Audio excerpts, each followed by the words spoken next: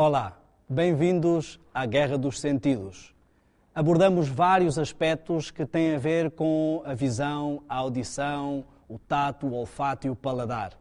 Hoje vamos falar sobre a visão. Talvez um dos sentidos mais importantes e daqueles que as pessoas não gostariam de perder. Quem quer viver num mundo às escuras? Este sentido é muito importante. Vamos abordar as questões da visão relacionadas com a publicidade, com as mensagens subliminares, com o cinema e vídeo, com a televisão, com os videojogos ou jogos de vídeo, como queiram chamar, e vamos ver o que está por trás deste mundo e como isso nos influencia e afeta. Vamos ver que pormenores e que detalhes podemos encontrar. Todas estas coisas são coisas que nos agradam. Eu normalmente falo de coisas de que gosto. Por exemplo, neste caso, eu sou apaixonado por televisão. Antigamente, eu estava a estudar televisão, cinema e vídeo. Ou seja, sempre estive relacionado com comunicações e depois estive envolvido também com uma rede de televisão. Então, eu não estou a falar de coisas de que não gosto, mas estou a falar das coisas que me apaixonam. E é exatamente por causa dessa paixão que iniciei estas pesquisas, este estudo sobre o que lhes vou apresentar. São coisas simples e o estudo eu quero que seja algo bem prático e útil para a vida de cada um de nós. Nós vamos ver e vamos entrar nos meandros de todos estes aspectos. Hoje vamos falar sobre televisão. E a televisão é algo que revolucionou o mundo. Uma mudança tremenda. Entre os anos 50 e 60, tudo mudou e as famílias que tinham a mesa como centro passaram a ter a televisão como centro. Embora, neste caso, o centro seja um pouco diferente. Porquê diferente? Porque a televisão não faz com que as pessoas se sentem apenas à sua volta. Ela faz com que as pessoas se sentem olhando para ela. As pessoas deixam de ser o centro das atenções e a atenção passa a estar centrada no aparelho. As pessoas se colocam de lado, então não há intercomunicação. Mas eu não quero começar por tratar apenas dos problemas da televisão. Vamos ver alguns aspectos interessantes. Por exemplo, em termos históricos, nós podemos encontrar várias questões e não se pode propriamente atribuir a televisão ou a sua invenção a uma pessoa. Nós temos, por exemplo, o químico sueco Jacob Berzelius, que a partir de 1817 descobriu casualmente o selênio. Também podemos falar sobre Alexander Bain, em 1842. Outro nome a citar seria o francês Maurice Leblanc. Um nome também a não deixar passar seria o de Paul Nipkow, que em 1884 tratou de um sistema baseado em um disco de ferro dotado de furos em espiral, que quando girava em alta velocidade formava a imagem disposta atrás dele. Também podemos falar sobre Julius Elster e Hans Getchell, que inventaram a célula fotoelétrica em 1892. E, falando um pouco sobre a língua portuguesa, poderíamos até citar um exemplo a respeito do Brasil.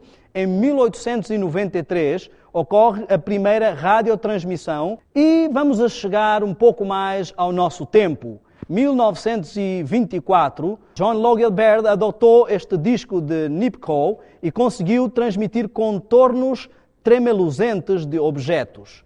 Um ano depois foram rostos de pessoas e depois a junção de vários estudos que fariam surgir a televisão. Mas, talvez concluindo, pudéssemos pegar o caso de John Logie Baird, em 1926, que transmitiu oficialmente as primeiras imagens e assinou um contrato com a BBC.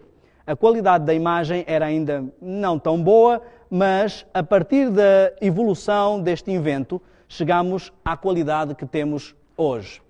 Então podemos ver que foi um longo trajeto e, sem querer entrar em grandes detalhes técnicos, esta é uma abordagem curta e histórica. Mas vamos ver na prática, porque as pessoas não estão preocupadas sobre tecnicamente, sobre como se processam as coisas, como se transmite a luz, como há a difusão da imagem. Elas querem assistir televisão, simplesmente.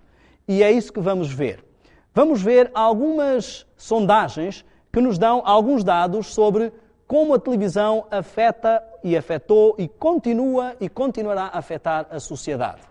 Por exemplo, temos aqui um dado importante. Nos anos 80, o americano médio mantinha o televisor ligado cerca de 7 horas por dia.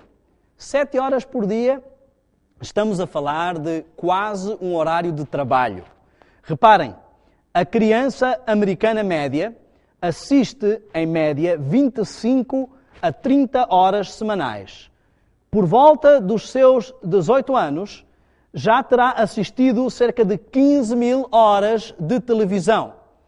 15 mil horas de televisão que, se colocarmos em contrapartida com o tempo que passam na escola, fica a perder. Na escola, estas crianças terão passado apenas 11 mil horas. Isto não considerando o facto de que tudo o que aprendemos na escola não é retido. Então, vejamos, ainda se lembra, por exemplo, de como se acha a raiz quadrada?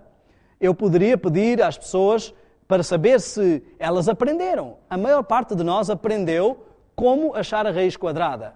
Mas quem se lembra? Poucos. Das 15 mil horas que passamos em frente à televisão, tudo fica retido. Por que fica retido? Porque, em grande parte, quando exercemos visão e audição simultaneamente, a nossa capacidade de retenção aumenta. Este aumento pode ascender a altos níveis de captação e registro da informação que estamos a reter. Reparem, isto não se passa nas escolas e as escolas nem sempre despertam o mesmo interesse. Então vemos aqui que as 15 mil horas de televisão vão a ter muito maior efeito do que as 11 mil horas de escola. Ou seja, quem está realmente a educar a sociedade não é propriamente a escola.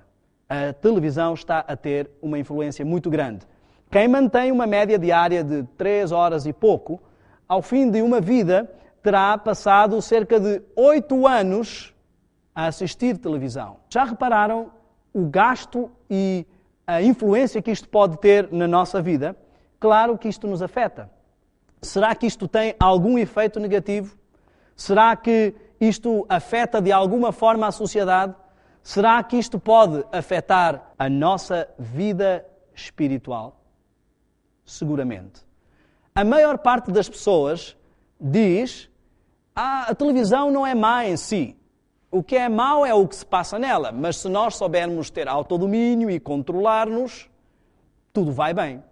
Isso é um facto e isso é uma verdade. Ninguém pode negá-lo. A questão é como controlar-nos.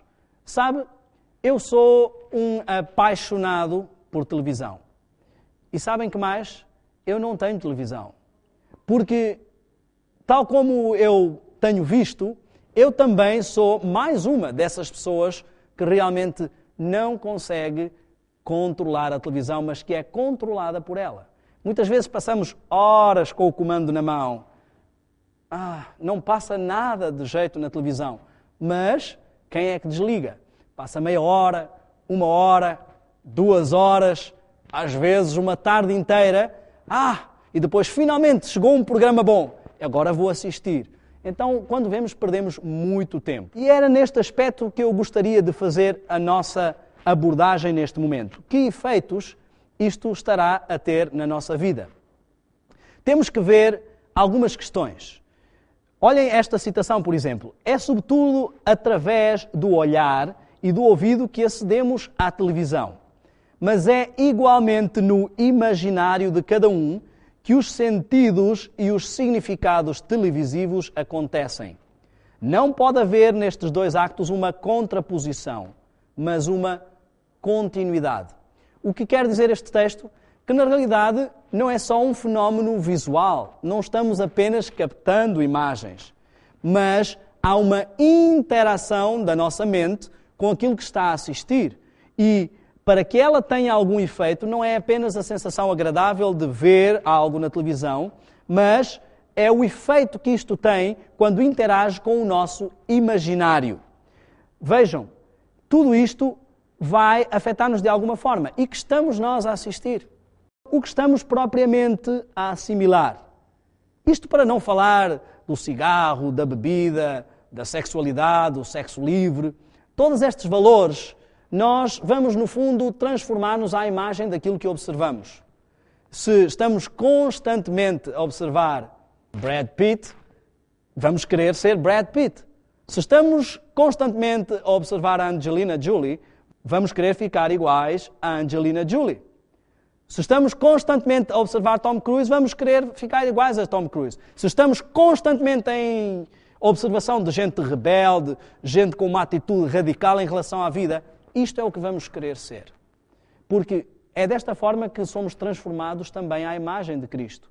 Se estamos constantemente observando como é Cristo, vamos querer ser como Cristo. Repara a diferença. Ou podemos querer ser os melhores do mundo, os fortões, os supra-sumo, ou queremos ser os mansos e humildes de coração. As duas coisas não conseguem ser conciliadas. Mas vamos observar um pouco mais de como isto pode afetar-nos. Vamos falar da experiência de Mulholland. Esta experiência foi realizada nos anos 70 e se ligaram cerca de 10 crianças ao eletroencefalógrafo, enquanto elas assistiam ao seu programa favorito. E ao contrário do que se esperava, ligadas ao eletroencefalógrafo não foram registadas ondas beta. Ondas beta são ondas semelhantes às que são registradas quando temos algum tipo de atividade, quando estamos envolvidos e a nossa mente está envolvida com algo. Mas foram registradas ondas alfa. Estas ondas são semelhantes às que se registram quando estamos a dormir, quando estamos até hipnotizados. O que é que isto quer dizer? Quer dizer que podemos estar a assistir na televisão um programa de ação, vemos o policial ou o polícia, como queiram dizer, a perseguir o ladrão, mas, apesar de todo o nosso corpo estar com adrenalina, a nossa mente está em estado alfa, ou seja, está como que hipnotizada, não está a interagir. O nosso imaginário é estimulado para entrar no campo do que nos está a mostrar, mas já vem um produto pronto. Então não há uma interação intelectual, vamos a dizer assim. Estamos como que hipnotizados e relaxados. O corpo pode estar experimentando sensações e podemos estar a ser estimulados. As partes do nosso cérebro que vão estar a ser estimuladas mais seriam até o tálamo e o hipotálamo. Já vamos mais tarde falar sobre esta questão. Mas não estamos propriamente a desenvolver uma atividade intelectual. Agora, que problemas é que isto poderá causar? Vamos ver. Vamos falar de uma outra experiência que foi realizada pelo professor Barry Hazelton, da Universidade de Harvard. Ele ligou alguns recém-nascidos enquanto eles estavam a ser expostos a uma luz intermitente semelhante à de uma televisão. A luz funcionava, mas não havia imagens na tela. E ele descobriu algo muito interessante. Ao fim de 15 minutos, as crianças estavam caladinhas, já não choravam, mas os seus olhos estavam abertos, ou seja, não estavam a dormir. Não se escutavam, mas os seus olhos ficavam fixos naquela luz, como que hipnotizados. Eu até já fiz esta experiência, eu já experimentei colocar um bebê diante do computador ou de uma tela e realmente tem este efeito. Não o exponha por muito tempo, mas se quiser, faça esta experiência. As crianças ficam hipnotizadas. Não é à toa que a televisão é a ferramenta mágica dos papás para que os meninos não fiquem a incomodar, porque eles são capazes de ficar horas. Porquê? Porque há este efeito de dormência e por isso se registram estas ondas alfa, porque há este efeito quase que hipnótico. Eu diria mesmo hipnótico. Eu acho que esta palavra se aplica e já vamos entender porquê. Mas apesar desta hipnose, estamos sendo hipnotizados e recebendo informação. E como é que esta informação se vai transformar? Que tipo de informação está a ser registada e como ela nos afeta? As pesquisas descobriram o seguinte: as pessoas que passam demasiado tempo a assistir televisão não têm tanto estímulo e gastam menos tempo e têm menos propensões para questões intelectuais. Ou seja, não vão desenvolver e não são tão estimuladas intelectualmente. Também o seu QI, ou seja, o seu quociente de inteligência, diminui e a sua perspicácia não é tão responsiva. Então, vemos que, apesar desta hipnose e de ser agradável, há outros problemas que vamos encontrar do outro lado. Há perda de estímulo à concentração. Não é à toa que as pessoas não conseguem ficar hoje muito tempo nas igrejas, assistir por muito tempo a um programa que não seja interativo ou que não tenha imagens, porque elas estão habituadas a ser estimuladas desta forma e não a exercer um estímulo intelectual. Então, há perda de estímulo à concentração. A imaginação é bloqueada. As crianças que não assistem demasiado à televisão são, regra geral, mais criativas do que as crianças que o fazem. Elas têm que usar toda a capacidade de desenvoltura mental para criarem as suas brincadeiras. Não estão habituadas a estímulo passivo. Então vemos que isto, de certa forma, também tem um efeito sobre nós. Mas as pesquisas também demonstram a associação entre assistir televisão e alguns outros aspectos específicos. Repare nisto. A agressividade infantil. Muitos pais dizem: já não sei mais o que fazer com o meu filho, eu já não aguento mais. E olhem como é contrastante. Para ficarem tranquilos com a criança, colocam a criança em frente à televisão. Mas depois, o que a criança vai assistir na televisão vai fazer com que essa criança fique mais agressiva. Então, vamos precisar de mais televisão. E mais televisão, mais agressividade. E como está muito hiperativa e elétrica, precisa acalmar-se e já não o aguento e tem que ficar a assistir televisão porque é o único momento em que eu tenho paz.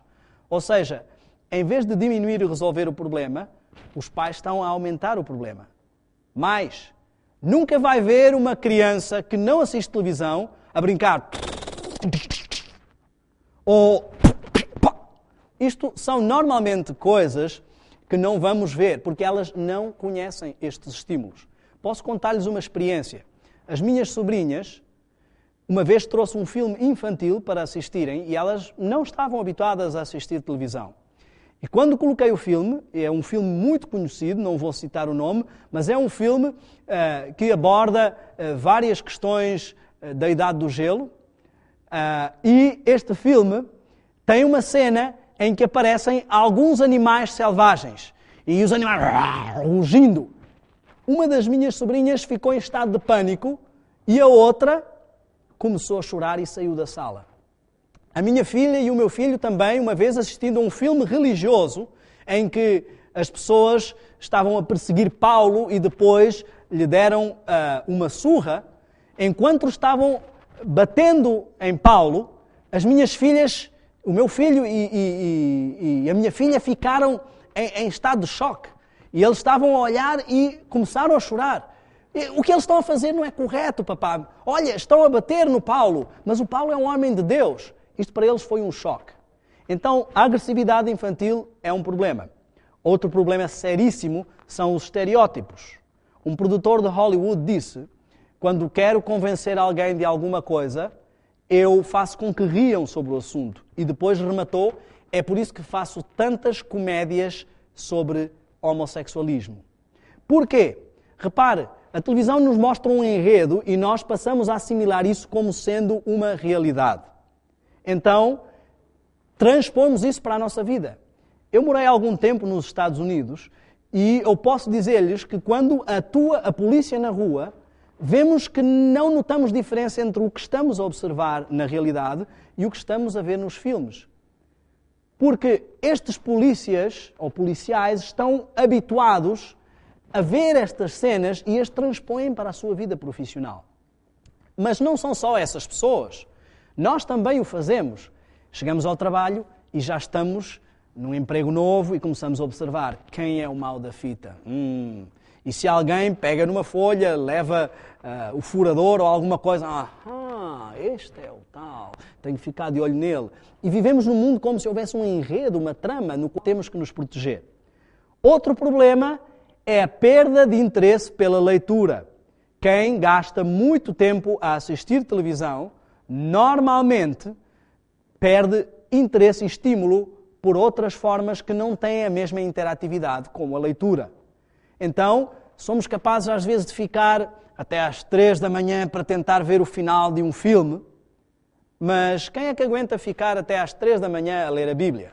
Eu costumo dizer que quando lemos a Bíblia nestas condições, normalmente concordamos com tudo o que está escrito. Enfim, às 3 da manhã estaremos num sono alto e profundo. E no outro dia de manhã acordaremos para descobrir o que não lemos. Porquê? Porque são estímulos diferentes. Não há a mesma sensação hipnótica e de relaxo e há uma hiperinfluência e ação sobre a parte racional, o que não nos ajuda a estar concentrados porque estamos habituados a outro tipo de estímulos. Hábitos e atitudes mesquinhos se vão depois reproduzir nestas situações e na nossa vida. Não só por causa da influência dos enredos que vemos, como por não estarmos a ter depois uma vida espiritual que contrabalance. Estamos a alimentar a natureza carnal e não a natureza espiritual. Mas vamos falar um pouco dos meandros do cérebro e vamos entender o que se passa. Não vai ser muito técnico, eu não sou um médico. E o que estou a falar podem encontrar em qualquer enciclopédia e podem entender de forma simples para se proteger. Ninguém vai chamar um médico a casa só para saber se pode ou não pode assistir um programa de televisão. Então, nós temos que entender as componentes do nosso cérebro. E temos, portanto, todo o lóbulo parietal, o lóbulo temporal, o lóbulo occipital, mas o que nos importa agora focar é o lóbulo frontal do nosso cérebro. Este lóbulo frontal tem uma importância extraordinária. Vejam, o lóbulo frontal é onde assenta todo o juízo, a razão, o intelecto, a consciência, a espiritualidade, o estar ciente, a vontade e o poder de decisão, o que chamamos de força de vontade, é o centro de comando do nosso ser. Então, que influência está a ter a televisão sobre o centro de comando do nosso ser? Eu poderia realçar duas partes do nosso cérebro para que entendamos. O lóbulo frontal e a parte do tálamo e do hipotálamo. A parte do tálamo e do hipotálamo sofre influências e estes dois elementos vão reger tudo o que tem a ver com glândulas, hormonas ou hormônios, tudo o que tem a ver com sensações, emoções, medo, alguns sentimentos, poderia quase dizer que é o que se chama comumente o coração. O coração, como sabem, ele na realidade não sente nada. Ele pulsa e é a máquina que faz mover o nosso corpo. Esta é uma figura de estilo quando se diz que o coração está doente ou que alguém está apaixonado. Esta é uma figura de estilo, tudo se passa na mente. Então poderemos dizer aqui que temos dois polos. De um lado o polo racional, de outro lado o polo emocional. Tudo na mente. Então vamos entender como é que um e outro interagem perante a televisão e perante estes meios de tela. Eu vou citar um caso bastante conhecido, que é o caso de Phineas Cage. Phineas Cage viveu entre 1823 e 1860 e a sua história é uma história um tanto ou quanto triste. Ele ficou célebre por uma experiência em Blackmore pelas 4:30 da tarde do dia 13 de setembro de 1848. Um jovem e enérgico capataz das obras do caminho de ferro encarregava-se da tarefa de dinamitar um rochedo que bloqueava a passagem. Encheu de pólvora um buraco profundo e deu ordens para que fosse acrescentada uma camada de areia. Mas o certo é que algo os distraiu. Ao calcar a pólvora com a barra de ferro de 3 centímetros, com 1 metro de comprimento e 6 quilos de peso, as faíscas choveram de imediato e a pólvora desprotegida fez com que a pólvora se disparasse por todos os lados e a barra foi projetada como se fosse um míssil. E ela penetrou em Cage a partir de baixo para cima. Ela entrou abaixo do olho esquerdo e saiu pelo topo da cabeça, pelo lóbulo frontal. Este homem poderia realmente ter morrido, mas este homem não morreu. Este homem sobreviveu. Quem estudou este caso foi o Dr. António Damasio, um luso-americano que se tornou muito conhecido. Escreveu o livro O Erro de Descartes. Este livro aborda a questão de que não podemos separar emoções da razão. A razão interage com as emoções e vice-versa. Então ele diz que Descartes não deveria ter dito penso, logo existo, mas sim penso e sinto, logo existo. De certa forma, a televisão faz com que entremos num outro campo, que é o campo do penso, logo desisto. Então nós não estamos estimulando o lóbulo frontal. Qual é o problema? Se nós vamos ao ginásio, vamos à academia e ficamos fazendo exercício, como dizem os brasileiros, malhando, vamos ficar com um físico atlético. Se deixamos de ir, toda esta massa muscular vai tornar-se como se fosse banha ou vai desaparecer. Vamos desinchar. A mesma coisa se passa com o nosso cérebro e com o nosso lóbulo frontal. Se o exercitamos, vamos ver o QI ser estimulado, vamos ver o QI a ser tratado como o centro da questão. Se não o estimulamos, vai ficar atrofiado.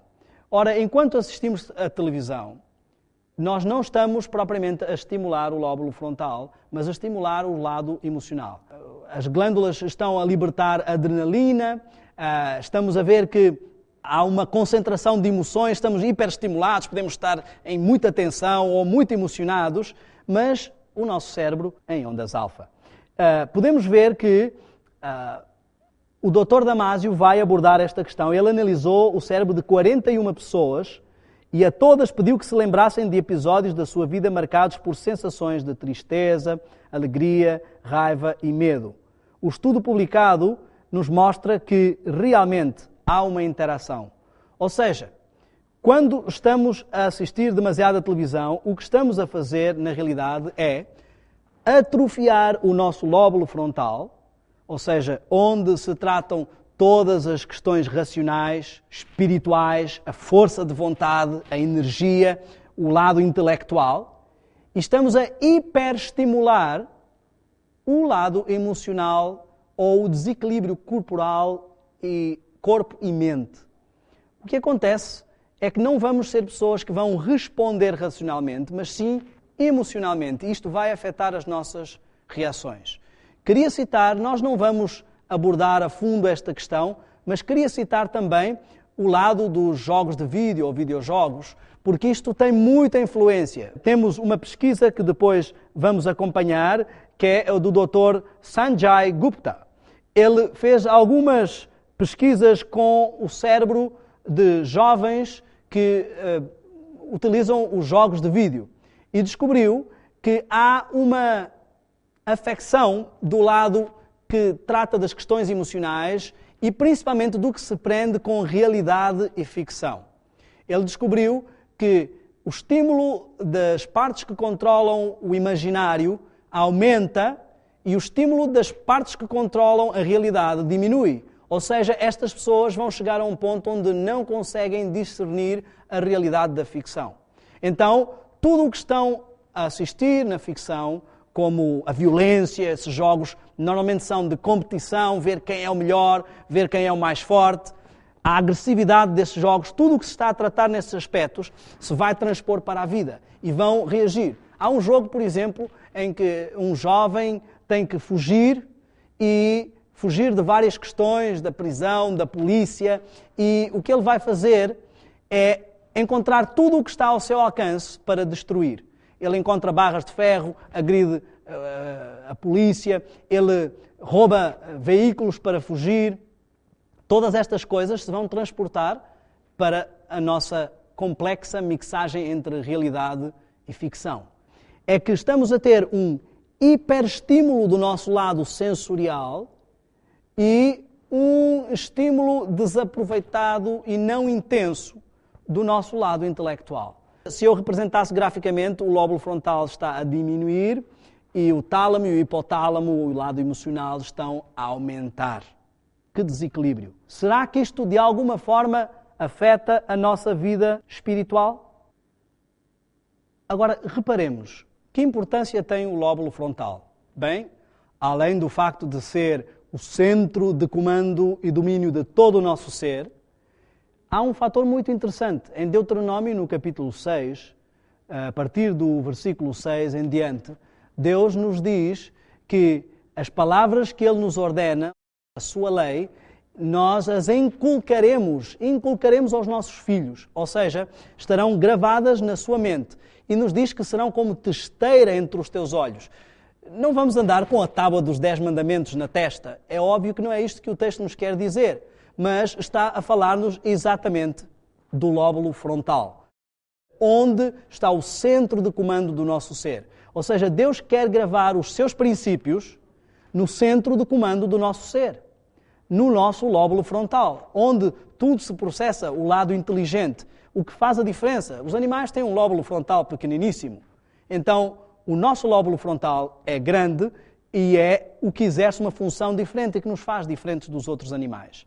Repara, muitas pessoas estão preocupadas com o sinal da besta. Será que vai ser um 666, um carimbo na testa, uma tatuagem, ou um microchip na mão direita ou outro na testa? O que vai ser o 666? Alguns dizem que é o www da internet, já ouvi dizer que faz V mais 1, portanto 666, como se fosse numeração romana. Outros mostram o facto de que os cartões de crédito têm 666 e o diabo está realmente contente, ele não está preocupado com esta questão. Porquê? Porque ele sabe que na realidade ele está a gravar o seu sinal. Como? No mesmo lugar onde Deus quer guardar o seu sinal, também o diabo quer guardar o seu sinal. Ou seja, Deus quer guardar a sua lei, quer dar-nos o seu sinal, o sábado que colocou como seu sinal, por exemplo, deveria ser inculcado, e também o diabo quer gravar no mesmo lugar, em vez dessa informação, o seu sinal. Isto é o que representa o sinal da besta. Só que alguns estão à espera que isso aconteça num futuro distante, mas o diabo já está a gravar. Porque Deus quer guardar a sua lei, ou seja, cumprir os seus mandamentos, e o diabo quer guardar a lei dele, gravá-la na nossa mente, ou seja, roubar, matar, adulterar, seguir as nossas emoções soltas, ou seja, transgredir tudo o que é a lei de Deus. Agora reparem neste detalhe. Nós temos vários textos bíblicos que nos mostram a importância dos olhos. Por exemplo, em Isaías, no capítulo 33, no versículo 15, encontramos um texto que diz: o que anda em justiça e o que fala com retidão Se pularmos um pouco à frente, diz o que tapa os seus ouvidos para não ouvir falar de sangue e fecha os seus olhos para não ver o mal. Poderíamos aqui perfeitamente enquadrar os programas violentos e as coisas que nos estão apresentadas, ou seja, o pecado apresentado de forma apetecível. Então, o justo é o que faz isto. Mas encontramos vários outros textos. Mateus 6,22 diz: a candeia do corpo são os olhos, de sorte que se os teus olhos forem bons, não só no sentido físico, mas o que eles absorvem, todo o teu corpo terá luz. Se, porém, absorverem coisas más, o teu corpo será tenebroso. É impossível ser um cristão que tem tudo às direitas, quando no fundo os olhos absorvem coisas más. Se o teu olho te escandalizar, arranca-o para longe de ti, até diz um outro texto. E vemos que há um texto muito interessante em Salmos que diz: não porei coisa má diante dos meus olhos. Deus está aqui a dizer claramente o que Ele quer através do seu servo. 1 de João 2,15 nos diz também claramente: não ameis o mundo, nem o que no mundo há. Se alguém ama o mundo, a concupiscência dos olhos. Amigos, isto é muito sério. Temos que proteger os olhos. O diabo, amigos, já está a gravar o seu sinal através dos nossos sentidos. Por isso, fiquemos atentos.